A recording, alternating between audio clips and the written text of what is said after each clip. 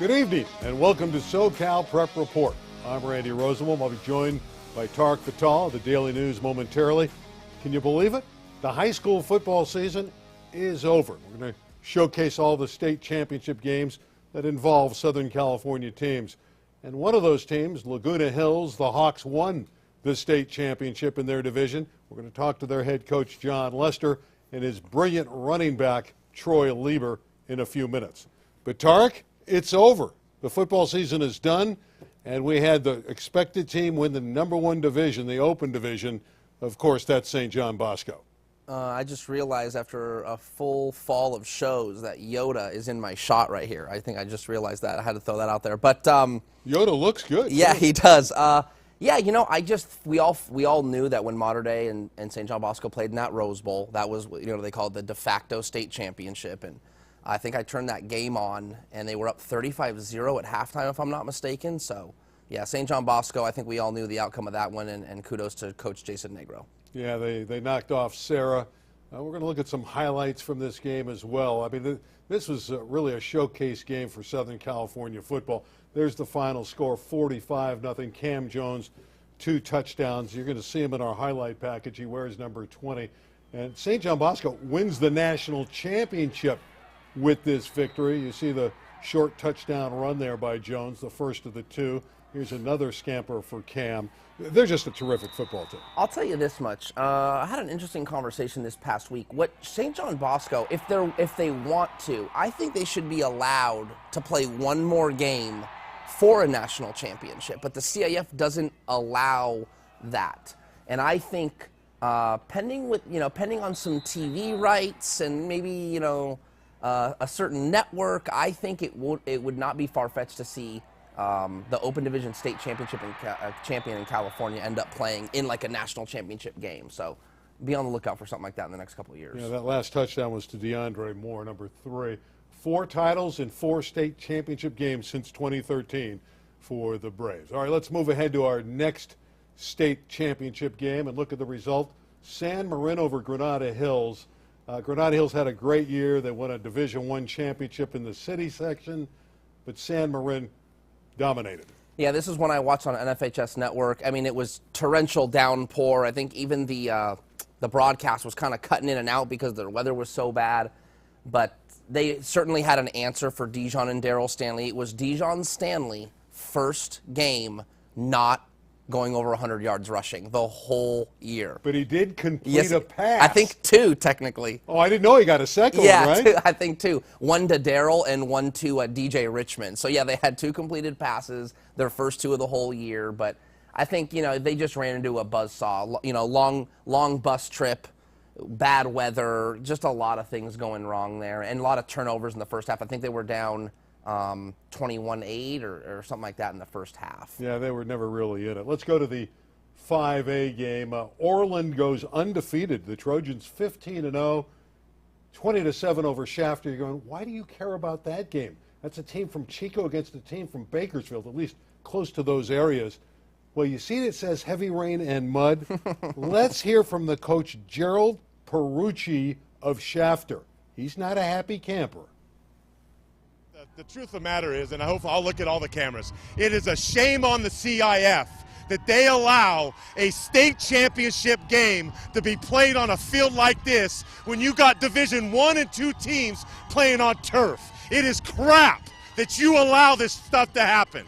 And let the CIF know that. This game should never, because we didn't get to see the best of both teams. That's the thing that's wrong with what happened tonight. I'm proud as heck of my guys. They battled through this, they battled through a bunch of stuff, but when you can't even throw a football because it's so dang muddy on this field, it's just bullcrap on the CIF.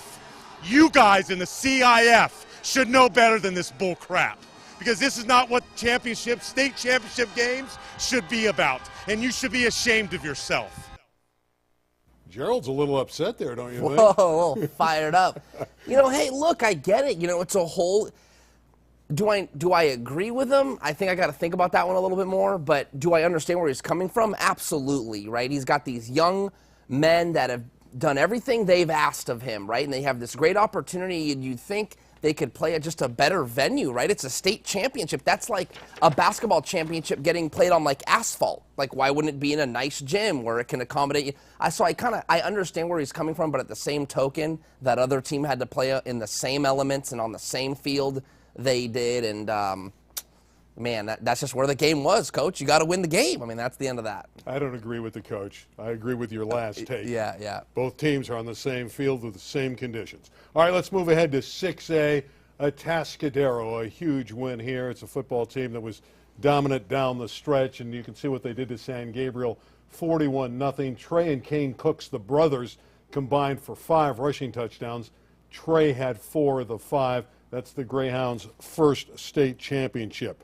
Moving ahead, unfortunately for Crenshaw, they went to San Francisco, and it did not go well against Lincoln.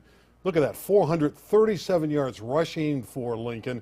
Ricky Underwood and Jamel Newman, and Jamel Newman is a big-time running back, combined for 337 of those yards. A great season. I think, look, I think most coaches would agree, and not even the losing coaches, winning coaches too. Everyone plays for their section championship, Randy. That's what everyone grows up dreaming of winning, is winning a CIF championship. And then the bowl game, the state championship. Not saying those aren't important, a little bit like whipped cream on top. So it's hard to get your kids to play for 2 more weeks in those games. And kudos to the coaches that can get those kids to play for 2 more weeks. And the big game for us tonight is Laguna Hills. Congratulations to the Hawks. Down 27-7, they rally, knock off Bellarmine of San Jose.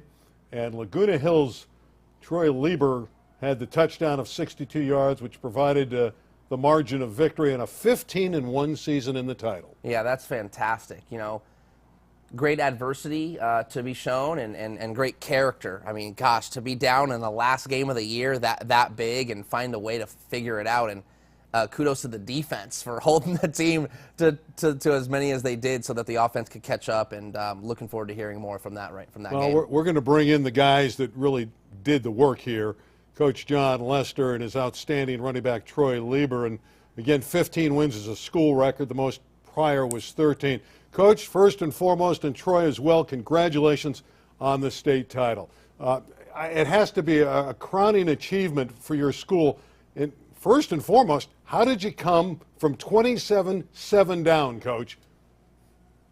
Well, we got kids that have great character, and we've been kind of a second-half team all season. In just about every playoff game, we were behind at some point in the game, but in most of our games, we really outplayed our opponents in the second half. I think our conditioning was superior, and our kids were really motivated when we came out in the second half. Troy, what about that 62-yard touchdown run that provided the difference in the game? Tell us about that run there, about midway stage in the fourth quarter, and how that turned out for you. Yes, sir. Well, we were down, and it was a fourth down play, and we needed the first down, and we just called a power to the right, and I just took it to the house. A big hole opened up, thanks to my O-line, and just never looked back from there. Coach, was there a moment, maybe something someone said, a play? There's always a turning point, right? What do you think it might have been? You know, did you fire him up at halftime? You know, what did you do to turn that game around? I don't think anything that I said was probably that significant at halftime. We talked about playing harder. We talked about tackling better. We talked about making plays on offense. But I think Troy probably had a bigger impact once we got out on the field to warm up for the second half. Troy took over the talking to the team and led us in a little chant and got everybody kind of fired up to start the second half. Troy, take us a little deeper into that. You know, maybe what did you say? How did you get those guys hyped up to play a much better second half? You know, take us into those details.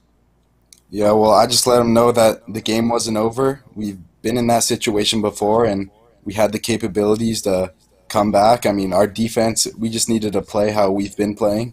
The whole season, our defense has just been outstanding.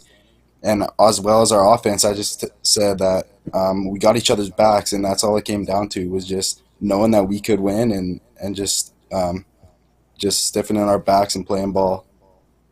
Coach Lester, let's talk about your journey. I mean, you're a long-time assistant coach, 20-plus years as an assistant. You take over as the head coach for the first time last year, and you pick up the program, you have a winning record, and you turn it around and win a state title this year.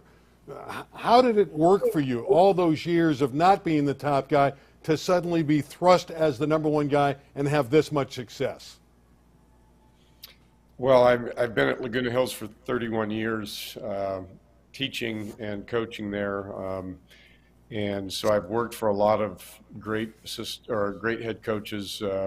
Steve Bresnahan was really the head coach that kind of put Laguna Hills on the map about 25 years ago, and then I was Bruce Engel's assistant for 20 years as his offense coordinator and special teams coordinator.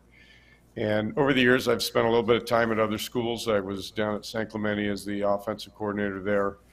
And I just think that every stop that I went, I learned a little something and brought a little something back to Laguna Hills with me. And certainly we had a huge tradition under Coach Bresnahan and Coach Ingles. And I think the only thing I did was bring back the traditions that we've been doing for 25 years there.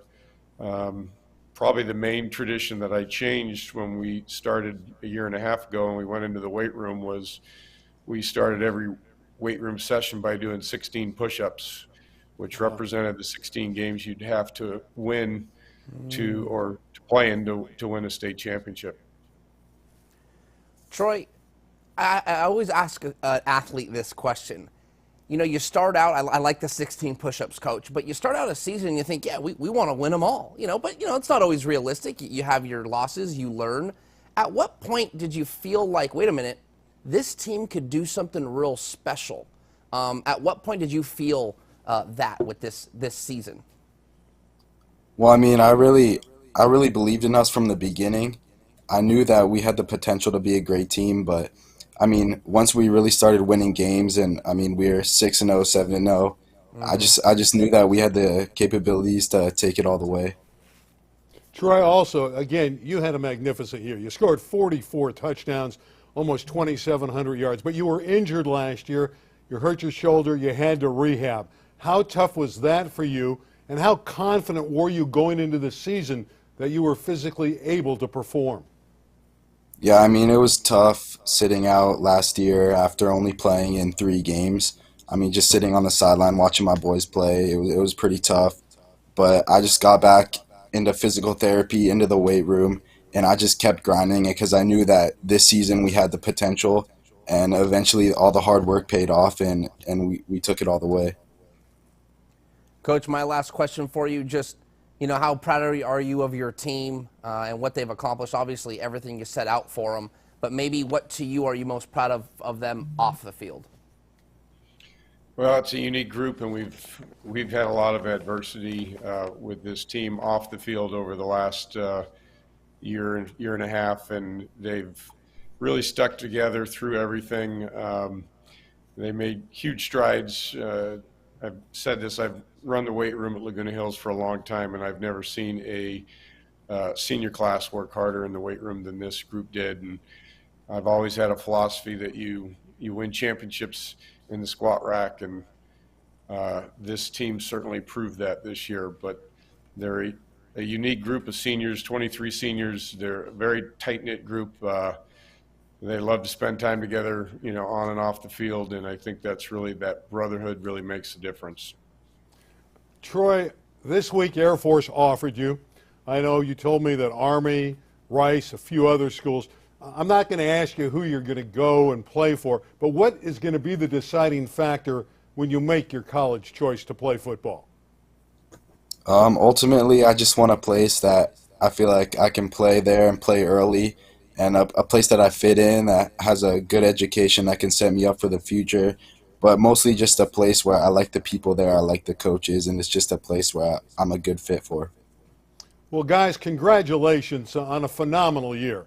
15-1. I think there was just the only other team was Orland in the whole state that won 15 games. And to win a state championship and to win 2 games, your division title 28-27, and to win your state final 28-27, I think that's the score you guys will remember for a long time. winning 2 championships by that identical score.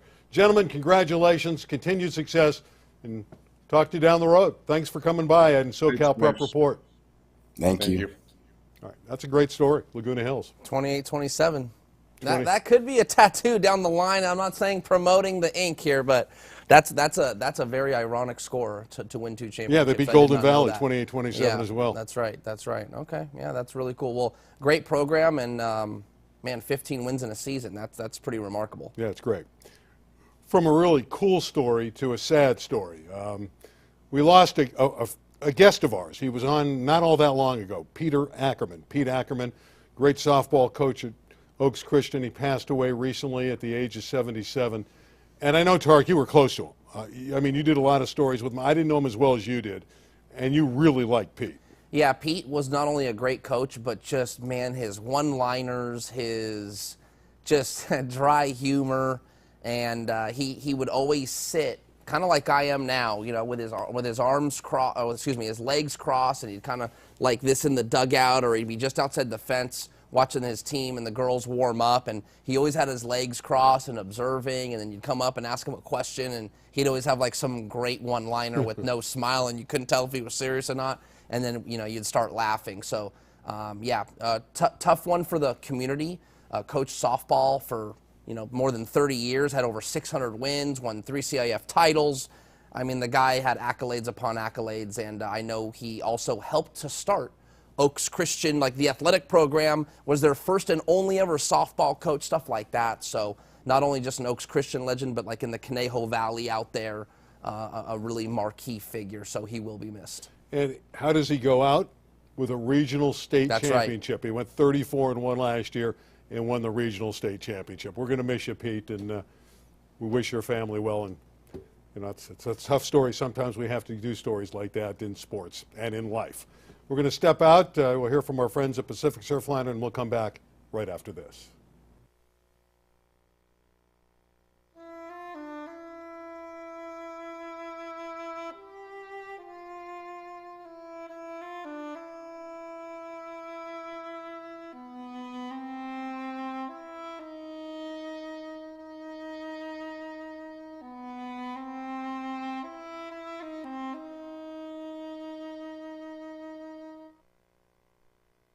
Southern California has always been a land of discovery.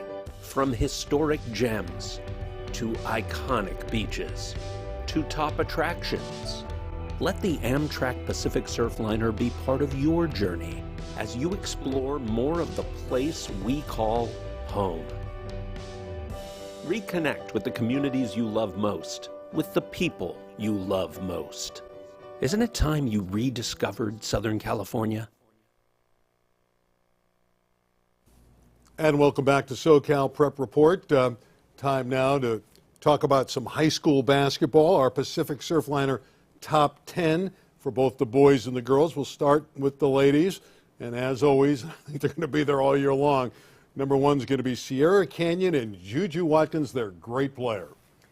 Yeah, they just were in Utah and won all 3 of those games. Listen to this. McKinley Randolph, daughter of Zach Randolph, former great NBA All-Star actually, had 29 rebounds in one game, broke a school record. I think she broke Juju Watkins. Juju Watkins, I think, had 23 or 24, and I think she set that record, I want to say like in the state championship game or something. Anyway, 29 rebounds in one game is unbelievable. There's some guards out there that don't get 29 in a whole season. She got 29 in one game, so certainly worth noting for McKinley Randolph. Yeah, and they have Gilbert Arenas' daughter on that team who's very good, and they just brought in a 6'4" player from out of state who's really talented, and they won the state championship. They actually didn't win the section title last year. They lost to Etiwanda in a very close game. So there's Etiwanda sitting there at 9-0. Mater Dei's always great in girls basketball. Coach Kiernan does a great job. Sage Hill, Ontario Christian, Westchester from the city. It's hard to calculate where they really stand, but they have just lambasted 7 straight opponents. They're playing terrific basketball. Esperanza at number 7. Chaminade we have at number 8, who just lost to Mater Dei. Correct. Then there's Windward and Harvard Westlake, who's really starting to come on. What I find interesting here, Esperanza is going to play Harvard Westlake this week. There you go. Yeah, it's always that. There's a beauty of it's not like in the AP top 25 in college where these teams never really play each other. Then you got to put with high school basketball for the most part. Most of the teams they cross paths, so you can really see. Okay, this team beat that team, and this team should be above this team. So when there's head-to-head matchups, it makes the top 10 rankings a little bit easier to fine-tune. On the boys' side, let's take a look at these rankings. Corona Centennial, and they lost to, who'd they lose to? Duncanville, number one team in the country. Yeah, that's what I was so we're not say. even mad at that. Yeah. So, and it was a close game. Yes, it was. Harvard Westlake's brilliant. Rebibo's got a great club at 11-0. I know you've seen them a lot. Yeah, I mean, Harvard Westlake is the team to beat in the Mission League. For those that don't know, Sierra Canyon is now in the Mission League. So teams like Harvard Westlake, Sierra Canyon, and Notre Dame Sherman Oaks. It's like this three-headed monster. Notre Dame Sherman Oaks down at 6. I actually moved them up to number 2 in my daily news rankings. Let me tell you why. One of their 2 losses is to Duncanville. Everybody loses to Duncanville. And they did it without Mercy Miller. In fact, Notre Dame beat DeMatha of Maryland, the top team in Arizona, Brophy Prep, and then lost a close one to Duncanville, all without Mercy Miller. And Dusty Stromer, who's going to Gonzaga, averaged 30 points a game in those 3 games. That West Ranch team is interesting, isn't it? Oh, interesting is the correct word because they are, I would argue, West Ranch has the most talent than anybody on that list. I'm talking about Corona Centennial, Harvard. You put them all together, I'm telling you, top to bottom, pound for pound, West Ranch might have the most talent. Problem is, or I wouldn't say problem, challenge is new team, new guys, not really a proven program, still trying to figure it out. But boy, are they dangerous. They got a 7-footer in Jazz Gardner. Yeah, he's transferred in and he's terrific. I saw him last year play. That team on the bottom there, Etowanda. Never heard of them. Dave Kleckner, every year. Yes, sir. You got to have them there. They're 9-1. Everyone says, well, they're not quite as good as they were. Dave Kleckner's just the greatest man-for-man defensive coach out there. The 2 kind of coaches, Kleckner and Doug Mitchell at Bishop Montgomery are the 2 coaches. It almost doesn't matter what their roster looks like. With them at the helm, you know the team's going to play good basketball. Also, basketball note, that's our Pacific Surfliner boys and girls top 10, and we thank Pacific Surfliner for helping us out with that segment. Westchester and Fairfax already played in the Western League. First of 2 games. Westchester had a 54-48 lead in the final 2 minutes. Fairfax at Westchester rallied to beat them 55-54. Just a great traditional every year in the Western League in the city. Anything goes in a rivalry game. You kind of know that, right? That's as cliche as it goes. And especially in hoops, man. You make a couple bad decisions, another team makes a couple threes, and you got yourself a ball game. I hear you've been hanging out with the Kardashians. No, I haven't, although I did see them the other night. Okay, and why did you see them? I'm trying to lead you into this. Yeah, Sierra Canyon hosted Christ the King on ESPN2. That was Monday night in Chatsworth, and all the buzz was because LeBron James and Carmelo Anthony were courtside.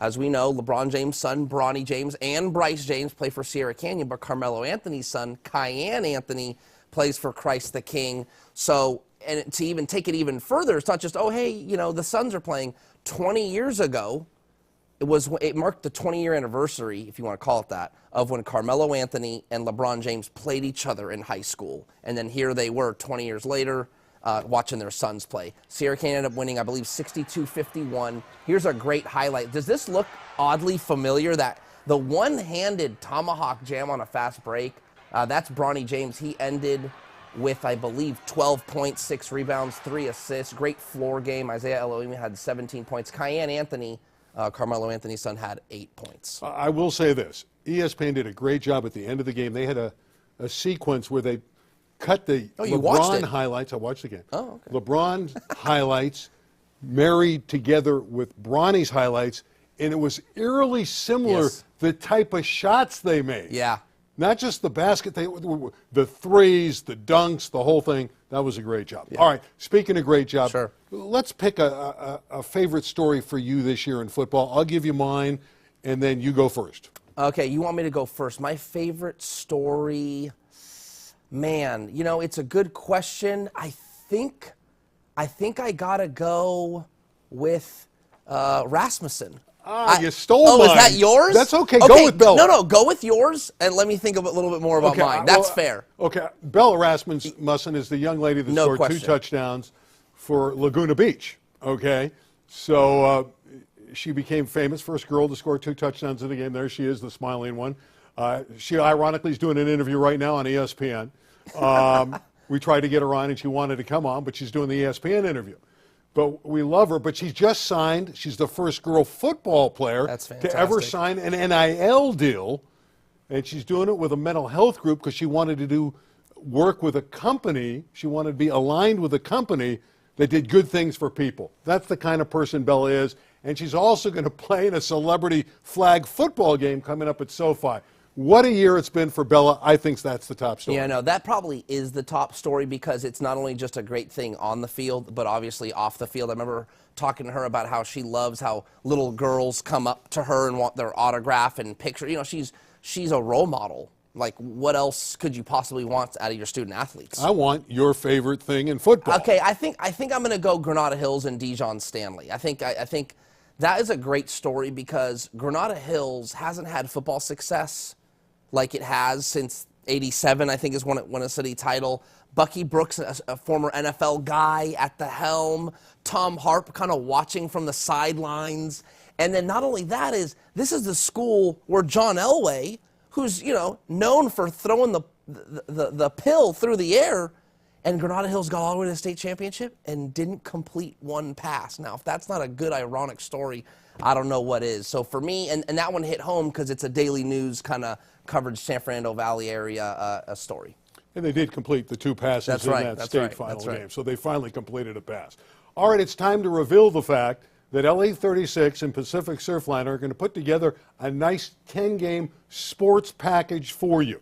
Now, the first 2 games presented by Pacific Surfliner will be in January, in familiar names to Tarek Fatal. First is a girls' game on the 3rd of January. It's a Tuesday at 6 o'clock. That's Juju Watkins going against Harvard Westlake. Melissa Herlihy every year has a great team at Harvard Westlake. Then a couple weeks later, Harvard Westlake boys against Sierra Canyon. Both games are hosted by Harvard Westlake.